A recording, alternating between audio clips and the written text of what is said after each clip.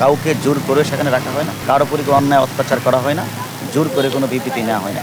দর্শক দেখলেন ডিবি হারুনের বক্তব্য, বলছেন যে জোর করে বিবৃতি দেওয়ানো হয়নি, কোনো অত্যাচার নির্যাতন করা হয়নি। কিন্তু আজকে 6 সমন্বয়ক যৌথ বিবৃতি দিয়েছে, যার শিরোনাম হচ্ছে ডিবি অফিস থেকে প্রচারিত ভিডিও স্টেটমেন্টটি স্বেচ্ছায় দেয়নি, 6 সমন্বয়ক বলছেন। দর্শক তখনই কিন্তু সবার সন্দেহ হয়েছিল তাদের বডি ল্যাঙ্গুয়েজ দিয়ে, এবং সার্জিস আলম কিন্তু একটা বিশেষ প্রতীকভাবে গোল চিহ্ন দিয়ে দেখাচ্ছে যে বন্দুকের মুখে, অর্থাৎ জোর করে যে স্টেটমেন্টটা নিয়ে আনা হচ্ছিল তা পরিষ্কার, এবং তাদের চোখে মুখের অভিব্যক্তি পরিষ্কার।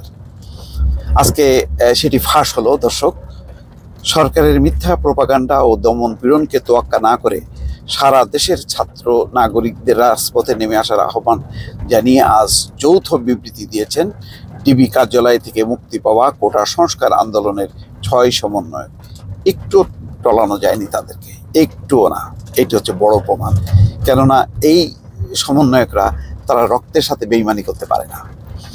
বিবৃতিতে বলা হয়েছে, গত 26শে জুলাই ঢাকার গণস্বাস্থ্য নগর হাসপাতাল থেকে বৈষম্য বিরোধী ছাত্র আন্দোলনের 3 সমন্বয়ক মোহাম্মদ নাহিদ ইসলাম, আসিফ মাহমুদ ও আবু বাকের মজুমদারকে ডিবি পুলিশ জোরপূর্বক মিন্টু রোডের ডিবি অফিসে তুলে নিয়ে আসে।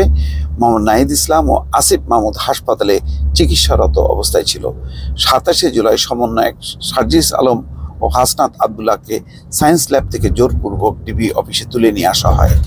28শে জুলাই সমন্বয়ক নুসরাত তাবাসসুমকে ভোর রাতে বাসা ভেঙে জোরপূর্বক ডিবি অফিসে নিয়ে আসা হয়।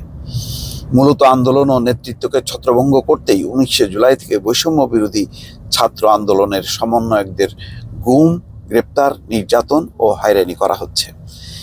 এর ধারাবাহিকতায় নিরাপত্তার নামে 6 সমন্বয়ককে 7 দিন ধরে ডিবি হেফাজতে জোরপূর্বক আটকে রাখা হয়। স্বরাষ্ট্রমন্ত্রী ও ডিবি প্রধান নিরাপত্তার কথা বললেও আমাদেরকে আন্দোলন থেকে বিচ্ছিন্ন করে রাখার জন্যই ডিবি হেফাজতে রাখা হয়েছিল। আমরা গুম, গ্রেপ্তার ও নির্যাতন থেকে নিরাপত্তা ও নিশ্চয়তা চেয়েছিলাম।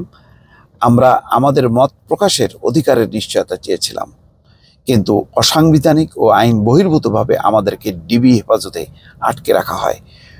প্রথমে নিরাপত্তার কথা বললেও পরে আদালতের কথা বলা হয়। আদালতের আদেশ ছাড়া নাকি আমাদের ছাড়া যাবে না। যারা নিরস্ত্র ছাত্র নাগরিককে গুলি করে হত্যা করে তাদের হেফাজতে কেউই নিরাপদে থাকতে পারে না। সরকারের কাছে আমরা এই প্রহসনের নিরাপত্তা চাই না, আমরা আমাদের ভাই বোনদের খুনের বিচার চাই। আন্দোলন প্রত্যাহার করে ডিবি অফিস থেকে প্রচারিত 6 সমন্বয়কের ভিডিও স্টেটমেন্টটি আমরা স্বেচ্ছায় দেইনি। বৈষম্য বিরোধী ছাত্র আন্দোলনের কোনো সিদ্ধান্ত ডিবি অফিস থেকে আসতে পারে না। সারা দেশের সকল সমন্বয়ক ও আন্দোলনকারী শিক্ষার্থীদের অংশগ্রহণ ব্যতীত কোনো সিদ্ধান্ত চূড়ান্ত বলে গৃহীত হবে না। ডিবি অফিসে আমাদের জোর করে খাবার টেবিলে বসিয়ে ভিডিও করা হয়। আমাদের ছেড়ে দেওয়ার আশ্বাস দিয়ে পরিবারকে ডেকে 13 ঘন্টা বসিয়ে রাখা হয় এবং মিডিয়ায় মিথ্যা স্টেটমেন্ট দেখানো হয়। আমাদের শিক্ষকরা দেখা করতে আসলে দেখা করতে দেয়া হয়নি। অন্যায়ভাবে সমন্বয়কদের আটক, সারা দেশে শিক্ষার্থীদের গ্রেপ্তার, নির্যাতনের প্রতিবাদে গত 30শে জুলাই রাত থেকে সমন্বয়ক নাহিদ ইসলাম, আসিফ মাহমুদ ও আবু বাকের ডিবি অফিসে আটক অবস্থায় অনশন কর্মসূচি শুরু করেন। পরবর্তীতে সে খবর জানা মাত্র সার্জিস আলম, হাসনাত আবদুল্লাহ ও নুসরাত তাবাসসুমও অনশন শুরু করেন। দর্শক দেখেন, ওই যে নির্যাতন এবং সেই সারা দেশের শিক্ষার্থীদেরকে গ্রেপ্তারের প্রতিবাদে তারা ডিবি অফিসেই অনশন শুরু করে। তাহলে তারা স্বেচ্ছায় যে কেউ কখনো অনশন করে? কি বোঝাতে চাচ্ছে? বারবার প্রমাণিত হচ্ছে যে তারা মিথ্যা কথা বলছে। অনশনের কথা পরিবার ও মিডিয়া থেকে গোপন করা হয়। প্রায় 32 ঘন্টারও অধিক সময় অনশনের পর ডিবি প্রধান 6 সমন্বয়কে মুক্তির চূড়ান্ত সিদ্ধান্ত দিলে অনশন ভাঙা হয়।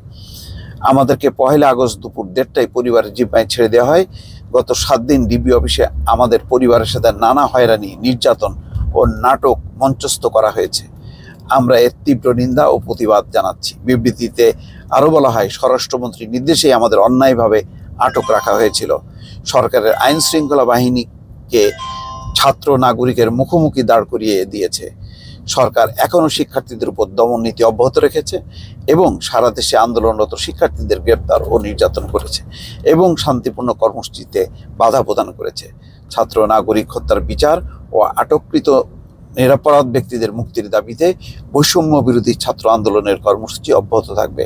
সারা দেশের ছাত্র নাগরিকদের প্রতি আহ্বান থাকবে, সরকারের মিথ্যা প্রোপাগান্ডা ও দমন পীড়নকে তোয়াক্কা না করে রাজপথে নেমে আসুন। শহীদের রক্ত বৃথা যাবে না। দর্শক, খুবই দৃঢ় প্রত্যয়ের সঙ্গে তারা কিন্তু ঘোষণা করছেন এবং একই সঙ্গে বলে রাখি, স্বরাষ্ট্রমন্ত্রীও বলেছেন যে তাদেরকে নিরাপত্তার কারণেই তাদেরকে হেফাজতে আনা হয়েছে। এই যে স্বরাষ্ট্রমন্ত্রী, তারপর ডিবি প্রধান হারুনের যে বক্তব্য, এটা যে কত বড় মিথ্যা ছিল। যারা নিরাপত্তা চায়নি তাদের কাছে, যারা নির্যাতন করছে, হয়রানি করছে, যাদের বিরুদ্ধে অভিযোগ যে তারা তাদের নির্দেশে গুলি করা হয়েছে, তাদের কাছে নিরাপত্তা চেয়ে তারা ডিবি অফিসে অবস্থান নেবে, এটি কত বড় হাস্যকর, কত বড় আইন বহির্ভূত কাজ। অথচ এখনো পর্যন্ত এই তাদের বিরুদ্ধে কিন্তু কোনো রকম কার্যকর কোনো ব্যবস্থা সরকার নেয়নি, আর তারা করবে নিরপেক্ষ বিচার। দর্শক, ভালো থাকবেন। আল্লাহ হাফেজ।